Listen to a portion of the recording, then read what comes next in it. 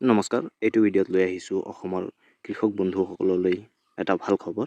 প্ৰধানমন্ত্ৰী ফচল বীমা যোজনাৰ অধীনত আপোনালোকে কেনেকৈ ৰেজিষ্টাৰ কৰিব সেইটোৰ বিষয়ে মই এইটো ভিডিঅ'ত ক'ম।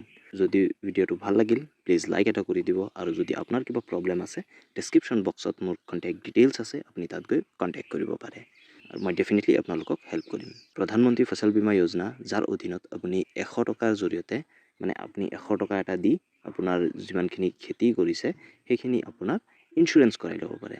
যদি আপোনাৰ খেতি ইনকেছ নেচাৰেল ডিজাষ্টাৰৰ দ্বাৰা কিবা ক্ষতি হয় তেনে ক্ষেত্ৰত আপুনি ভাল ৰিটাৰ্ণ এটা পাব।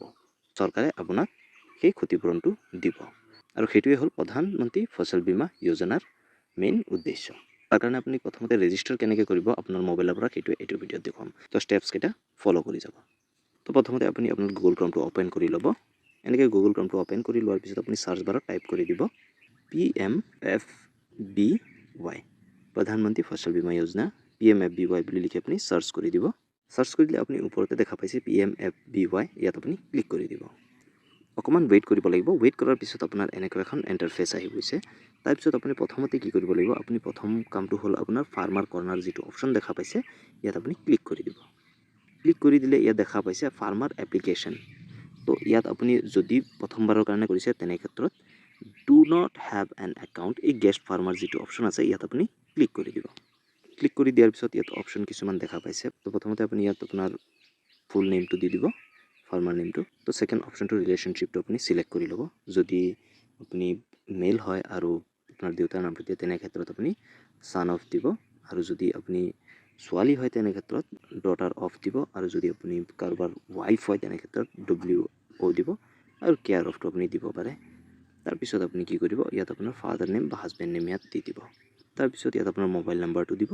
মোবাইল নাম্বাৰটো দি ইয়াত ভেৰিফাই যিটো অপশ্যন দেখা পাইছে ইয়াত আপুনি ক্লিক কৰি দিব লাগিব। তো ক্লিক কৰি দিলে এটা OTP আহিব, সেইটো OTP আপুনি ইয়াত ভৰাই দিব লাগিব। ভৰাই দিয়াৰ পিছত আপুনি কি কৰিব লাগিব, কনফাৰ্ম কৰি দিব লাগিব। কনফাৰ্ম কৰি দিয়াৰ পিছত আপুনি কি কৰিব, ইয়াত আপোনাৰ এজটো দিব। তাৰপিছত ইয়াত আপুনি কাষ্ট কেটেগৰীটো আপুনি দি দিব, আপুনি যোনটো কাষ্টৰ হয় সেইটো আপুনি দি দিব। দি দিয়াৰ পিছত আপুনি কি কৰিব, ইয়াত আপোনাৰ জেণ্ডাৰটো দি দিব। তাৰপিছত ইয়াত অপশ্যন এটা আহিছে ফাৰ্মাৰ টাইপ।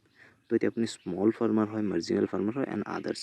আপুনি যদি স্মল ফাৰ্মাৰ হয় তেনেক্ষেত্ৰত স্মল দিব, মাৰ্জিনেল হ'লে মাৰ্জিনেল দিব, আৰু যদি আপুনি আদাৰ্ছৰ কোটাত পৰে তেন্তে আপুনি আদাৰ্ছ দি দিব। যোনটো আপোনাৰ হয় সেইটো আপুনি দি দিব। নেক্সট আপোনাৰ আহি গ'ল ইয়াত ফাৰ্মাৰ কেটেগৰী। তো ইয়াত আপোনাৰ যদি আপুনি নিজে অনাৰ হয় তেনে ক্ষেত্ৰত আপুনি সেইটো দি দিব, আৰু যদি টেনেণ্ট হয় মানে আপুনি যদি আধি লৈছে তেনে ক্ষেত্ৰত সেইটোও দিব, আৰু যদি শ্বেয়াৰ ক্ৰপাৰ হয় তেনে ক্ষেত্ৰত শ্বেয়াৰ ক্ৰপাৰটো দি দিব। তো নেক্সট অপশ্যন আহিছে ইয়াত ৰেচিডেঞ্চিয়েল ডিটেইলছ। ইয়াত আপুনি ষ্টেটটো চিলেক্ট কৰি দিব, তাৰপিছত আপোনাৰ ডিষ্ট্ৰিক্টটো চিলেক্ট কৰি দিব। ইয়াৰ পৰা আপুনি যোনটো ডিষ্ট্ৰিক্টৰ হয় সেইটো আপুনি চিলেক্ট কৰি দিব। চিলেক্ট কৰি দিয়াৰ পিছত আপোনাৰ চাব ডিষ্ট্ৰিক্টটো ইয়াৰ পৰা আকৌ চিলেক্ট কৰি ল'ব। আপোনাৰ যোনটো চাব ডিষ্ট্ৰিক্ট হয় সেইটো চিলেক্ট কৰি দিব। দি দিয়াৰ পিছত ইয়াত ভিলেজ যিটো অপশ্যন দেখা পাইছে সেইটো আপোনাৰ ভিলেজ ইয়াত আহি যাব, সেইটো আপুনি ইয়াত চিলেক্ট কৰি দি দিব। তো ইয়াৰ পৰা যিকোনো আপোনাৰ যোনটো গাঁও হয় সেইটো আপুনি ইয়াৰ পৰা দি দিব। দি দিয়াৰ পিছত আপুনি কি কৰিব, ইয়াত আপোনাৰ এড্ৰেছটো লিখি দিব। তাৰপিছত ইয়াত পিনক'ডটো দি দিব। দি দিয়াৰ পিছত আপুনি কি কৰিব, ফাৰ্মাৰ্ছ ID। তো ইয়াত অপশ্যন এটা আছে ফাৰ্মাৰ্ছ ID। তো সেইটো ইয়াত আপুনি ক্লিক কৰিলে অপশ্যন কিছুমান দেখা পাব, সেইটো আপুনি দি দিব লাগিব। ধৰি লওক এতিয়া আপুনি আধাৰ কাৰ্ড যদি দিয়ে তেনে ক্ষেত্ৰত আপুনি আধাৰ কাৰ্ডটো দিব লাগিব, আৰু যদি আপুনি ভোটাৰ ID দিয়ে তেনে ক্ষেত্ৰত আপুনি ভোটাৰ ID দিব লাগিব। ইয়াত আপুনি চিলেক্ট কৰি ল'ব। চিলেক্ট কৰি লোৱাৰ পিছত আপোনাৰ IDৰ যোনটো নম্বৰ হয় সেইটো আপুনি ইয়াত দি দিব। দি দিয়াৰ পিছত যেনেকৈ আপুনি মোবাইল নম্বৰটো ভেৰিফাই কৰে ঠিক তেনেকৈ আপুনি ইয়াত ভেৰিফাই ক্লিক কৰি দিব লাগিব। ক্লিক কৰি দিয়াৰ পিছত ইয়াত আপোনাৰ দেখিছে এটা অপশ্যন একাউণ্ট ডিটেইলছ। তো ইয়াত আপোনাৰ বেংকৰ একাউণ্ট ডিটেইলছটো দিব লাগিব। ইয়াত আপোনাৰ ইয়েছ কৰি দিব লাগিব, কাৰণ যদি আপোনাৰ বেংকৰ IFSC কোড আছে তেন্তে দিব লাগিব, আৰু আজিকালি বেংকত IFSC কোড থাকে, তো ইয়েছ কৰি দিব। কৰি দিয়াৰ পিছত আপুনি ইয়াত আপোনাৰ অট'মেটিকেলি আহিয়ে যাব। এইটো যেতিয়া আপুনি IFSCটো এণ্টাৰ কৰিব অট'মেটিকেলি এই গোটেইখিনি ডিটেইলছ আহি যাব, আপোনাৰ বেংকৰ ডিটেইলছখিনি আহি যাব। বেংকৰ নেম আহি যাব, বেংকৰ ব্ৰাঞ্চ নেম আহি যাব। তো তেনেকৈ অহাৰ পিছত আপুনি কি কৰিব, ইয়াত আপোনাৰ একাউণ্ট নম্বৰটো দি দিব। ইয়াত আকৌ আপোনাৰ একাউণ্ট নম্বৰটো দি দিব। দি আপুনি কি কৰিব, আপোনাৰ যোনটো কেপচা কোড ইয়াত আহে সেইটো আপুনি ইয়াত ভৰাই দিব। দি দিয়াৰ পিছত ক্ৰিয়েট ইউজাৰ যিটো অপশ্যন দেখা পাইছে ইয়াত ক্লিক কৰি দিব। তো ক্লিক কৰি দিলে আপোনাৰ প্ৰফাইলটো ক্ৰিয়েট হৈ যাব।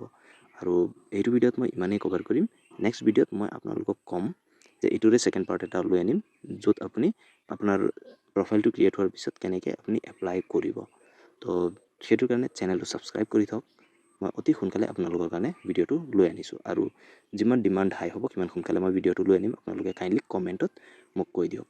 তো এইটো ভিডিঅ'ত ইমানেই। ধন্যবাদ। জয় অসম।